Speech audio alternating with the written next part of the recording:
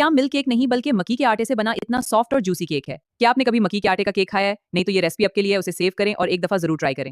मकई का आटा 1 कप, मैदा हाफ कप, चीनी हाफ कप, बेकिंग पाउडर 1 चम्मच, बेकिंग सोडा चौथाई चम्मच, अंडे 2, दूध 1.5 कप, तेल 1/3 कप, वनीला एसेंस 1 चम्मच, क्रीम आधा कप। और ये लगाओ कि अगर आपके पास कंडेंस मिल्क नहीं है तो मजीद आधे कप दूध में चीनी मिक्स करके ले लें। ये चीजें टॉपिंग के लिए हैं। विप्ड क्रीम अगर नहीं है तो फ्रेश क्रीम ले लें। दालचीनी पाउडर हल्का सा और स्ट्रॉबेरी या कोई भी फ्रूट ले सकते हैं। चीनी और अंडे डालकर मिक्स करें।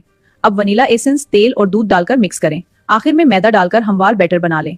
हमवार बैटर तैयार है। सबसे पहले बैटर में मकई का आटा डालकर मिक्स करें। अब बेकिंग पाउडर और बेकिंग सोडा डाल दें।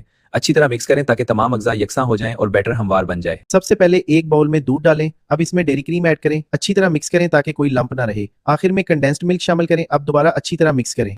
लो फ्लेम पे पतीली रखें, अंदर छोटा स्टैंड रखें और ढककर 10 मिनट प्री हीट करें।